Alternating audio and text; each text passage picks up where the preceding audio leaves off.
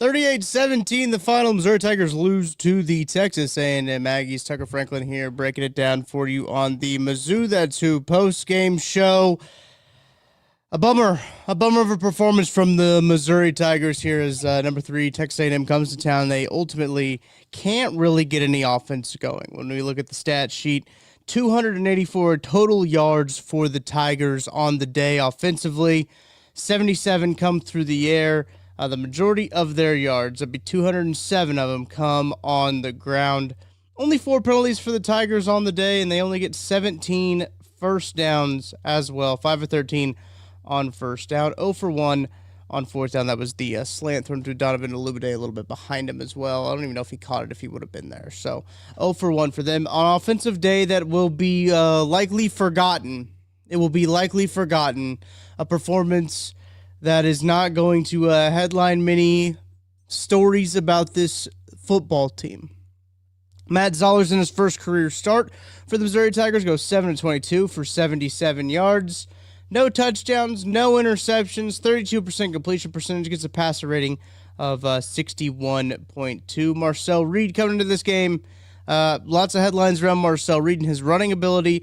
You know, Mizzou is able to hold him pretty well on the ground. Only 5 carries for 29 yards for him. He had a 28-yard run, all of that coming really on 1 carry for Marcel Reed. But he was 20 of 29 through the air, 221 yards, 2 touchdowns, no picks for Marcel Reed. Let me know where you're watching from tonight. Make sure to hit that like button, hit that subscribe button as well. Drop some comments in the chat of how you guys are feeling as well. Eddie Rose says, fire Kirby Moore.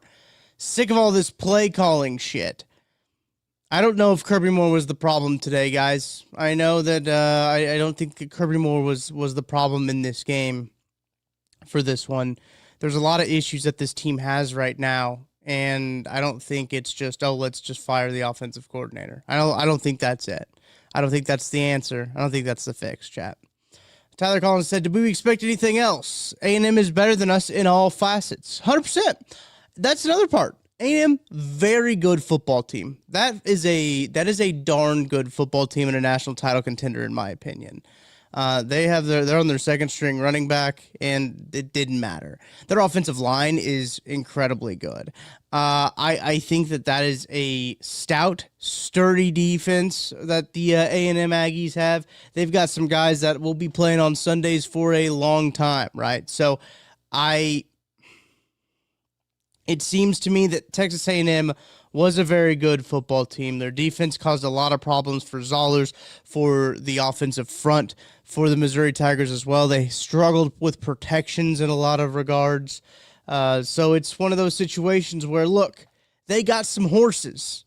Missouri's horses weren't really playing, you know. Prabula, he was not playing in this game. Norfleet not playing in this game. Missouri's on their third-string quarterback. Right, Missouri's on the third-string quarterback. I know that people want to say, hey, run the ball a whole lot. They should have ran the ball more. They ran the ball a lot. I mean, they had 34 run plays to 22 passing attempts. They ran the ball, I think, plenty. 207 yards on the ground. Both Jamal Roberts and Ahmad Hardy go over 100 yards. Roberts had 17 attempts for 110 yards and a touchdown. Hardy had 13 attempts for 109 yards and a touchdown as well. Seeing here in the chat, Sean Kurt says, so can we finally fire Eric Link? Also expected this, but man, it still sucks. Maybe we can finish 8-4, have something to build on next year. Tyler Collins, I want to piggyback these comments off of it because, Sean, I do think we need to talk about the special teams because, man, it's brutal. Special teams is brutal. But Tyler Collins says, we are playing for the future now. Got to get Zollers experience. We can't forget he's a freshman in his first start. 100%. I think that's a very important thing to mention, to note. Back to Sean's comment, he says, kind of expected this, right? Like, A&M is the number 3 team in the country. Texas A&M's a really good football team, Chad, and we knew that coming into this game that this was going to be a tough contest for Missouri, a tough matchup for them. As Tyler says, A&M could legit win it all, and I think that they are. I think they are better than Indiana. I think Alabama's hot right now. We'll see how Alabama plays tonight after the pod, but I think that we were going to have to see Ohio State as well. I mean, Ohio State really hasn't been challenged. A&M has had some good games on the road against high-quality SEC competition. A&M is a legit team. Like, I think A&M will be in the hunt for the college football playoff. And that kind of makes what the defense did kind of pretty impressive. This is a Texas A&M offense. Yes, they end up scoring more than their average, right? I think they average pretty close to 34 points a game coming into it. Maybe it was like 37. They scored 38. And they end up scoring 38 points. At the end of the game, that was kind of like the special teams mishap led to a short field, which then internally led to a touchdown for A&M, right? So that touchdown is like, oh, whatever. There were a couple explosive plays that Missouri led up on their end of things, and that's obviously frustrating because we've talked about the explosive plays all year. 11 total explosive plays, 5 of them through the air, 6 of them on the ground for a total of 176 rushing yards gained on big plays, 129 passing yards gained on big plays. 2 touchdowns given up on those big plays as well. They had the screen kind of to open up the half. That was, I think that was a good. That was a good audible by Reed, good audible by their sideline, and Missouri blitzed. It was a good play against the blitz. Sometimes you get got. That was a play that they got. The run play was A&M just wore them down, man. A&M just ultimately wore the Missouri defense down. Just too many body blows. He can't. He took too many body blows. I think this Missouri defense did. When you look at, let me pull up this team stat comparison here, because when you look at the amount of plays that these teams had, let's see if I can find it here real quick. Total plays, 68 offensive plays for the Texas A&M Aggies. That's a lot of offensive plays, guys. Like, that's a lot of plays for a team to be on the field for. Missouri only had 56. So decent amount of plays for Missouri, but 68 is a lot when it comes down to it. And they were just on the field. The defense was, I should say, for Missouri. They were on the field just so much. And it was very hard for them to kind of counter. You look at this first half here, chat. It looks like, hang on. The first quarter, they allow a score, but Missouri's offense was barely on the field in that first quarter. In the first half, Missouri really was barely on the field in those games, in this game. So obviously very frustrating when you look at their drives. Missouri, to start the game, had the punt, and then the turnover on 3 punts in a row, sorry. And then the turnover on downs.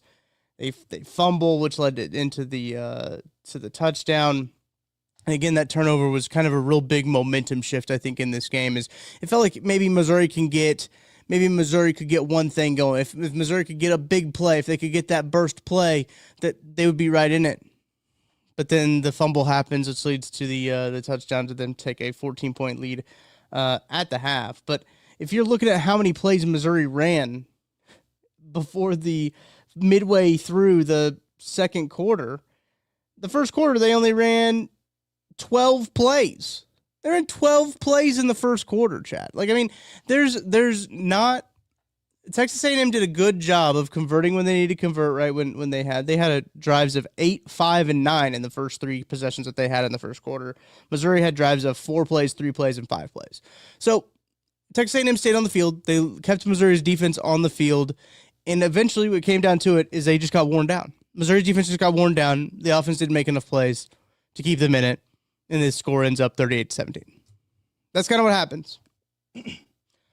That's kind of what happens. Luther Bird and the GOAT says, I don't know. I do think that Kirby put his quarterback in very bad situations this year. Not running the ball early and not getting quick, easy throws outside has hurt us all year.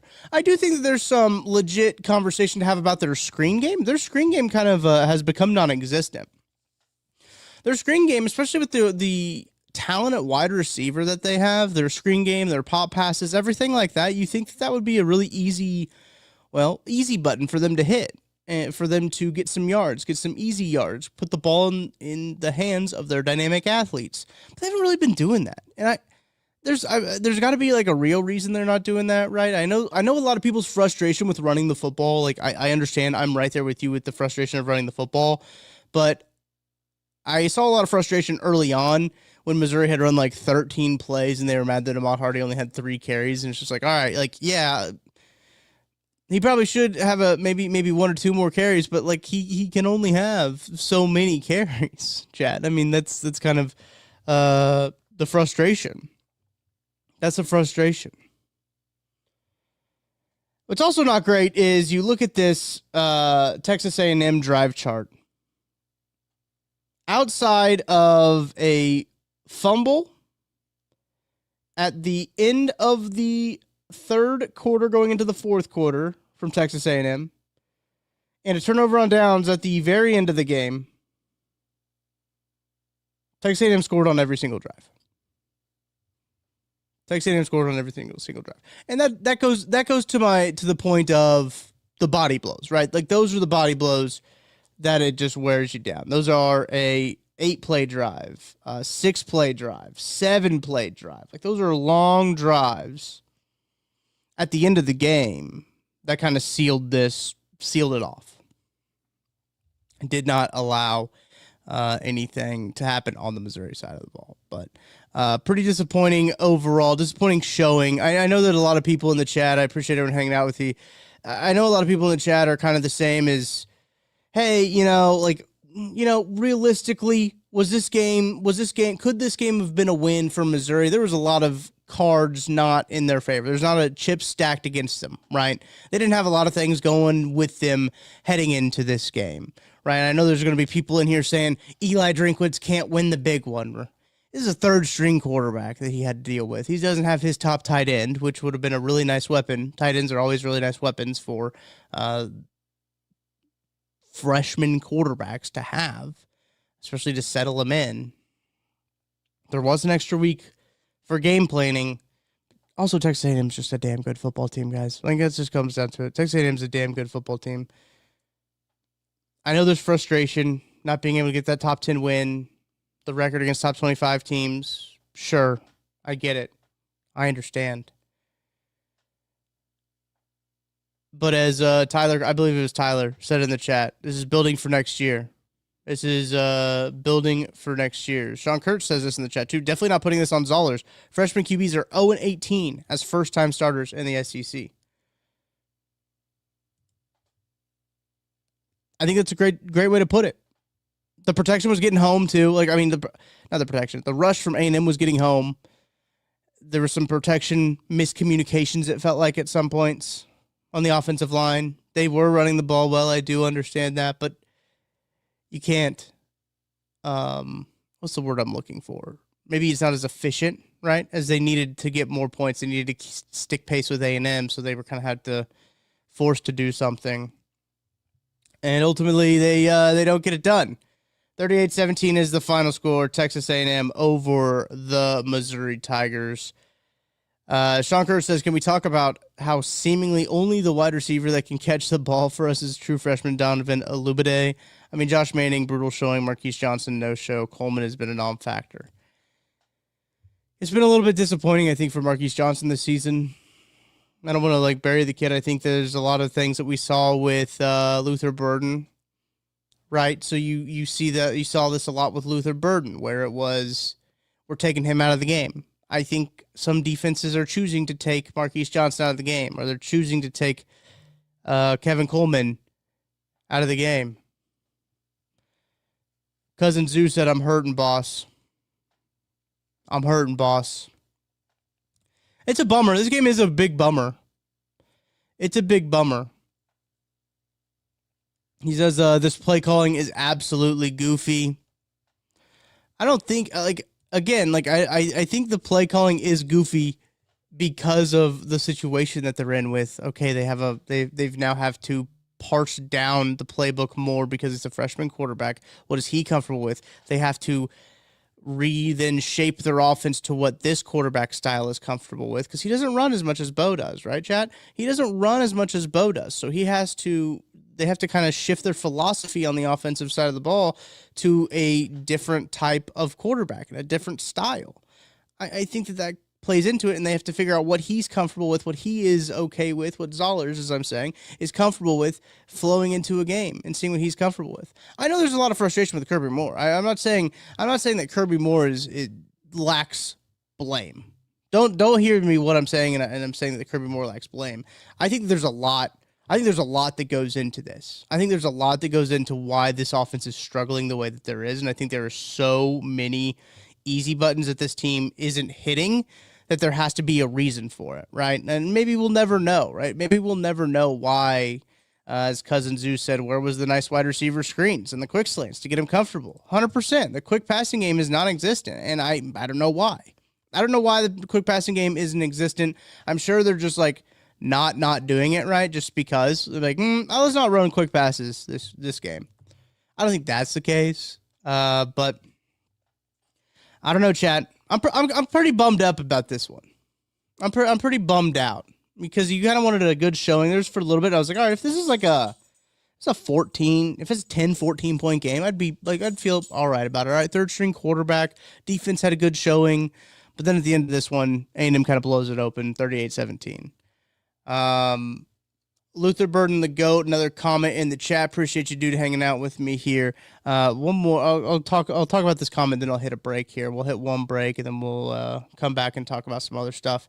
Luther Burden, the GOAT, says, that's the other thing with Kirby. I was already fed up with him because the way he used Luther last year. You have to find ways to get your best athletes the ball in space. He hasn't been able to do that. Your best athlete has to be more than just a decoy. I think that's a fair critique. I really do. I think that's a fair critique about Kirby Moore. I'm not saying that, now that you guys talking, I don't want you guys to hear me say Kirby Moore's without blame again. I mean, I need to repeat that because it's important. I do think Kirby Moore is part of the blame, but I think there are so many pieces to blame that it's unfair just to be like, oh yeah, this is all Kirby Moore's fault. Just trying to give context to it a little bit. Tyler Collins says, now that Kansas lost, we haven't beaten a team with a winning record. All right. On that note, let's take a break. I'll be back after this. Let's talk a little bit more about this game, about what Missouri has coming up as they will take on Mississippi State next week. Won't be on for very long because that game bummed me out and I need something to eat. But let's take a break. I'll be back right after this. Looking to remodel your home and in search of a top-quality company to do the job? Contact Elenco. Since 1986, Elenco has been the remodeler of choice for customers throughout Kansas and Missouri. As a family-owned and operated business, Elenco provides customers top-quality products and unbeatable service straight from their family to yours. From windows and doors to siding, insulation, and bathroom renovations, there's no need that Elenco can't meet and exceed. Elenco only installs products that have proven track records of success, such as the Kohler Luckstone shower system. Elenco's installers are factory-trained professionals who know how to get the job done, not only quickly, but flawlessly. Whether you're located in Kansas City, Topeka, Wichita, or a rural town in northeastern Kansas or western Missouri, Elenco will come to you. Go to elencohome.com for more information. That's ALENCO home.com. Again, elencohome.com for more information and contact them about all your home improvement needs. Calling all Chiefs fans, you could be on the field at the 50 inside GEHA Field for the official coin toss at a Chiefs home game this season. Visit Chiefs.com/GEHA now. Enter to win a chance to be on the field for a once-in-a-lifetime view of the pre-game coin toss. Plus, you can score other exclusive prizes. Enter for a chance to win at Chiefs.com/GEHA. GEHA is the proud partner of the Kansas City Chiefs. Heather Luce, broker owner, KC Local Homes, and Emprise Bank has been a great partner for us. They're our partner in Possible. Debbie and I hit it off immediately, and she was one of the first bankers that I would say sat down with me and actually genuinely cared about my story and where I was coming from and what I was trying to do, not just what kind of loan do you need, how much equity do you have, and she really kind of laid out my options for me and just made the process make sense, and I felt comfortable with it. Start to talk about it and think about it, a building popped up that I wanted, that I could afford, and it was in a great area. And so they really guided me through the SBA. I used the SBA loan to acquire it and really guided me through that process and made it happen. I think that we talk about that a lot, where we wouldn't have a business. We wouldn't have what we have here if we didn't have the clientele that we do. I've always functioned out of a people over profits mentality. The houses sell themselves, right? Like, I'm here to help people and facilitate the transaction for them. Chiefs Kingdom, what is your favorite touchdown? By now, you guys already know that my favorite touchdown is the next one, because with DraftKings Sportsbook, an official sports betting partner of the NFL, every touchdown could bring you closer to cashing in. From first touchdown score to anytime touchdown props or the thrill of live in-game betting, every snap is loaded with opportunity. You want spreads? They got it. Over-unders? DraftKings got you covered. Same-game parlays, regular parlays? DraftKings has it, and you need it. And here's the best part. New customers bet just $5, and if your bet wins, you'll get $300 in bonus bets instantly. Your team hitting pay dirt pays out to you.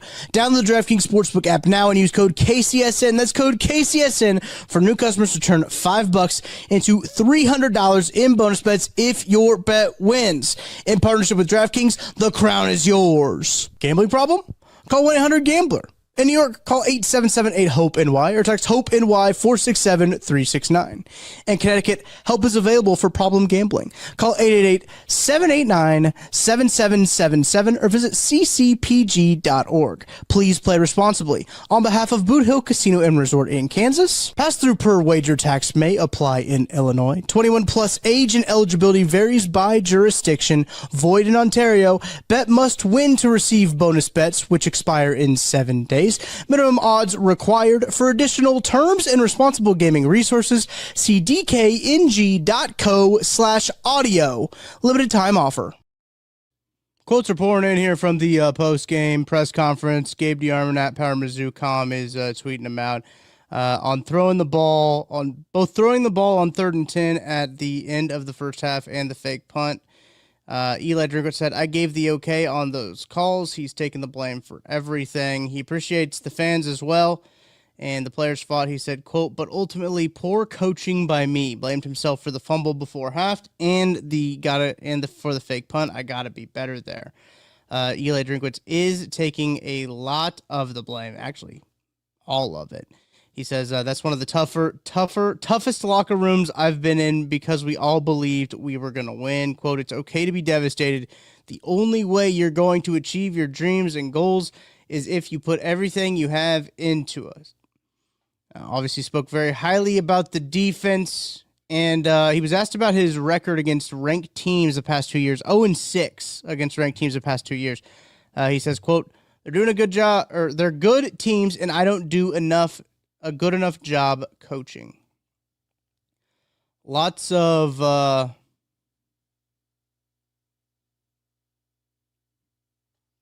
comments there from Eli Drinkwitz on his coaching performance. Especially interesting as he is a pretty popular name in the coaching carousels going around. Who knows anymore if anyone will want the head coach of the now 6-3 Missouri Tigers with Mississippi State, Oklahoma, and Arkansas left on the schedule. Sean Kurtz wants to know, real question we have to ask, has Drink actually hit his ceiling here? Not saying it's his fault, third-string quarterback, right? Just when you see what Cignetti is doing at Indiana, are we doing enough to win?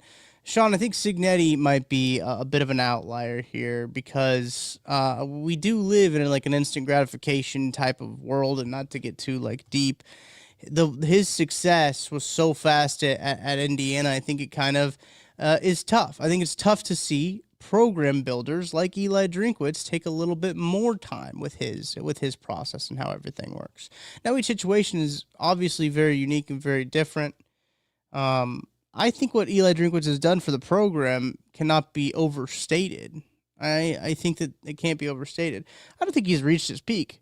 I really don't, because I think that there's going to be plenty of opportunities for him to continue to peak, right? There's going to be plenty of opportunities to play top 25 teams, to beat top 25 teams, to play top 10 teams, to beat top 10 teams. So I don't necessarily think he is peaked because there is still room for growth, right? Even in their good years, there's still room for growth there. So I don't think that like he's peaked by that definition of things. In chat, we have to remember that this football team, I know the first 6 weeks of the season kind of skewed our thoughts and expectations of this team. But coming into the season, we kind of thought that this was going to be a down year for this team. Now they're on their third string quarterback.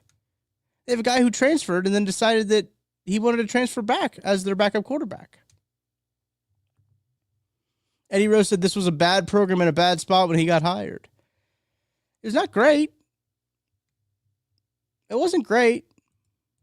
The recruiting classes were really low. There's no spark with the program, right? There was no,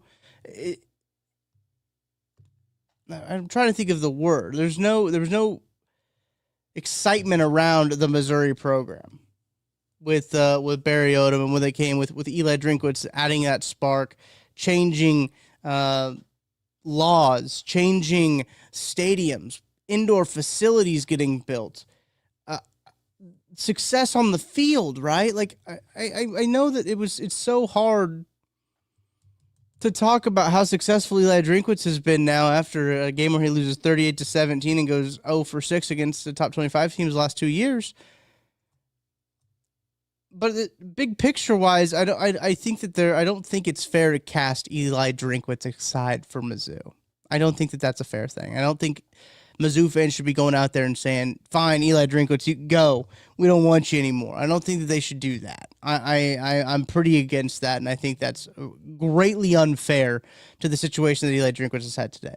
But when we this season started looking at this team and looking at how this roster was built and construction wise and all that and who they had, we talked about how this could be a down year for this team, right? And it is. And that's okay. They're on their third string quarterback. Brett Norfleet's hurt again. They had essentially a new offensive line. Their defense is playing phenomenal. All the hat tip and all the credits to the defense kept them in this game for as long as they did. The defense has played well this year. They just can't get anything going. They can't get any momentum going on the offensive side of the ball. And that's frustrating. I totally get it. I totally understand. I'm just as frustrated, chat. But I don't think that this is Eli Drinkwitz's fault, right? I don't think that that's how this should be framed or that should be phrased at all. I think it's Tyler Collins says it's fair to ask. Drinkwitz is a great recruiter, but can never seem to win the big games. So he's won more top 25 games than I think Gary Pinkel did in his first 6 seasons, though, too. So, I mean, I know these last 2 seasons he's been 0-for-6. It's a bummer. What else was a bummer? Gabe DeArmond at Power Mizzou.com. Their live show is going to be going on here in a little bit as well. Make sure to go check that out. Caden Green said there were a few times the Texas A&M defense was calling out plays at the line. Said he thought they were starting to get reads on formations or offensive line stances or something. That's coaching. That is coaching. Just like we kind of talked about with the Chiefs and kind of their tells on offense of it seemed like Buffalo could tell what they were doing. That's a coaching thing. That's a coaching thing. Probably falls on the offensive coordinator as well. Draco still has his hands in the offensive pot. I don't want you guys to think that he doesn't. He still has his hands in that offensive pot, but that's got to be a little wake up call there for Missouri. A&M's a good football team. They'll be playing deep into January. But you got to give a hat tip to the Missouri defense. They did everything they could to keep this team in it and to give them a chance to win this football game as well. Ultimately, offense can't do anything. They score 2 touchdowns on the day, both rushing touchdowns from Roberts and Hardy, and get a field goal. Oh, they hit a field goal, guys. Didn't talk about that. They hit a field goal. Pretty sick. I haven't seen that in a little bit. 49-yarder, too.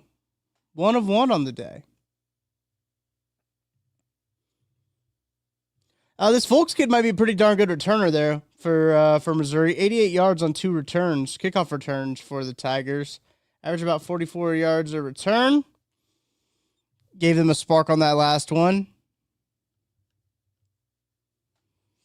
Luther Burden, the GOAT, says that's on everyone, position coaches all the way up to the head coach. Yeah, 100%. That's not just, yes, that's offensive line. That is wide receivers. That's offensive coordinator, quarterback coach, running back coach. It's all coaching. If they have tells, like a coach needs to fix that, needs to see that.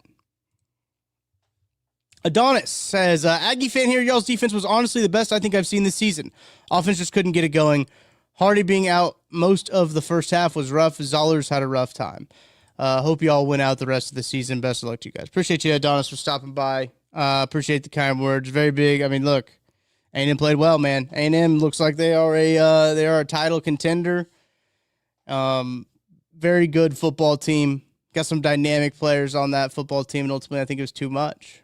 I think there's too many body blows for the Aggie offense on that Missouri defense. Zollers couldn't really get comfortable. The Hardy thing. So we know, chat, that Jamal Roberts comes in about midway through the second quarter. We know that Jamal Roberts that's usually a Jamal Roberts drive, right? And I know a lot of people were like, "Oh, where was Hardy at? Where was Hardy at?" I mean, the rotation usually dictates Roberts comes in midway through the second quarter and kind of takes it all the way up in the first half. And at that point, he'd only had 3 carries. Hardy had only had 3 carries because the Missouri offense had only had like the ball 10 times or something like that. Ran 10 plays or 13 plays. Yeah.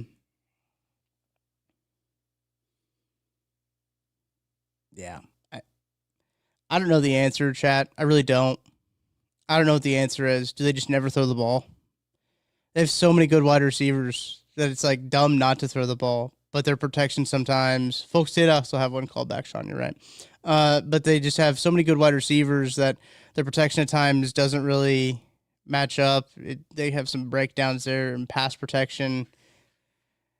Freshman quarterback, third stringer. I mean, it's unfair to really.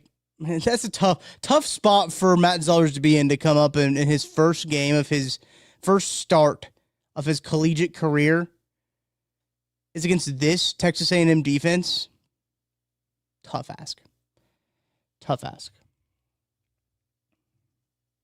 Still a bummer, though. Still a bummer that wasn't as competitive as we thought it could be. Only a 3-hour and 17-minute game there for this one. So appreciate everyone hanging out with me. Let's look ahead a little bit. We'll have the college football playoff rankings coming out on Tuesday. We'll have the AP poll coming out. Missouri probably won't be a top 25 team. Wouldn't be surprised in either if Missouri's not even ranked in any of them.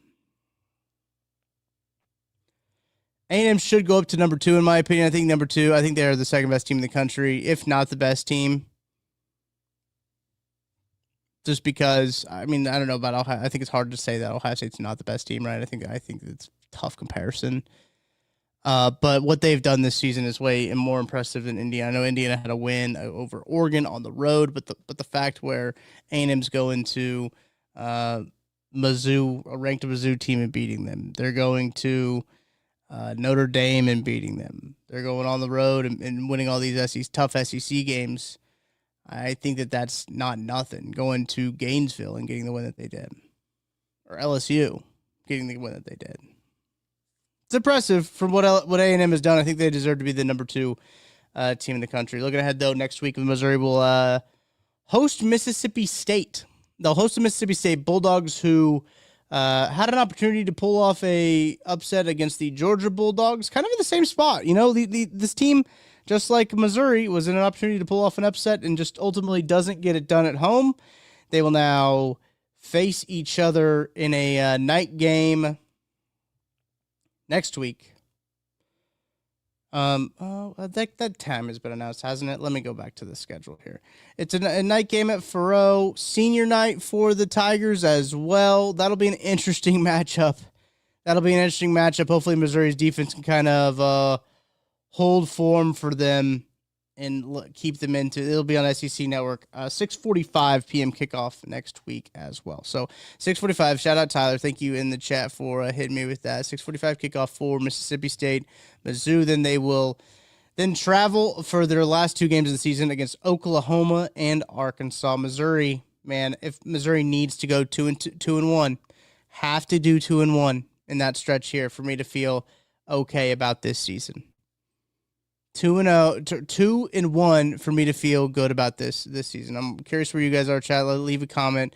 Auburn has a chance to go win the Vandy game. I don't have it up. I gotta go find it and pull it up. But Cassius Howell being a dog, I just saw him come up on the TV over here. Cassius Howell being a dog is kind of a bummer because he's from Kansas City.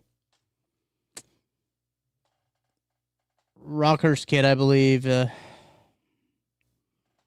a miss. That is a miss. It's too bad. That is too bad. Why is there basketball on my TV over there? Get that off of there. Missouri's got to go 2-1 to close out the season for me to feel good. Got to beat Arkansas. Got to beat Mississippi State. I think Missouri's defense can hold Arkansas's offense. That'll be a great matchup. They've got a really potent offense, but Mississippi State's going to be a tough one next week. We'll have plenty of time to preview that one as well. 6:45 p.m. kickoff. And then the next week they will travel to Oklahoma for an 11 a.m. kickoff. So we'll see how that goes. Got to go 8-4. Tyler agrees with me. That's good. I'm glad you agree with me, Tyler. I think they got to go 8-4 to feel good about how this season went. And Tyler, I think that's what I predicted them at the beginning of the year. I have to go back and listen, but I think I predicted them at 8-4. I think they've. No, I think I probably did 9-3 because I don't think I would have predicted losing to Vandy. But also, here's the thing too to think about Drinkwitz and to put Drinkwitz, and I'll put a bow in this conversation, and we'll talk later with Maggie Johnson. We'll have Maggie on the pod, and we'll get her thoughts and everything on this to kind of put a bow in this conversation about Eli Drinkwitz and kind of moving ahead and moving forward. When was the last time Mizzou lost a game that they were favored in? It feels like it's been a minute. It feels like, and here's the thing to me. Here's the big thing for me. Missouri has not lost a game they weren't supposed to lose. I know you want to win some games you're supposed to lose, right? I know that this kind of seems like some pretty heavy copium right now. It seems like some pretty heavy, some pretty heavy water carrying over here. I realize that. But it's tough in the SEC to win. In every game they've been favored in this thus far, I would assume. I don't think they were favored. I actually think Missouri ended up being favored against Auburn. So I mean they win double overtime in that game. They were not favored against Vanderbilt. They were not favored against A&M. They weren't favored against Alabama. I know it seems like copium. I know I'm coping. I know it's carrying some water. But it's not like Eli Drinkwitz is losing games that he shouldn't. And that's a big part of it. You got to win the games that you're supposed to win. And it'd be nice for you to sneak a couple that you're not supposed to, right? And I agree. He needs to win. He needs to win against top 25 teams. He needs to win against top 10 teams. He needs to get that signature win. I understand the frustration. But overall, it could be worse, chat. It could be worse. All right, that's going to do it for this postgame edition of Mizzou That's Who. Thank you guys for hanging out. You're not making the playoffs until you do. That's 100% true, Tyler. You're not making the college football playoffs until you do beat a team that you're not supposed to beat. That's how it goes. That's how it goes. Missouri wasn't making the playoffs after they beat Vandy, so at this point, it's all about making sure that they got the young guys humming, that they are ready for the future, they are building for the future, and we will talk more about Missouri, Mississippi State next week. Stay tuned for that. Probably on Wednesday, I would assume, because we want to wait for the college football playoff rankings to come out, if Mizzou's included in them, and we will talk about that with Maggie Johnson, but appreciate you guys hanging out with me here. I'm Tucker Franklin. Thank you guys so much. Missouri loses 38-17 to Texas A&M. We'll talk to y'all soon.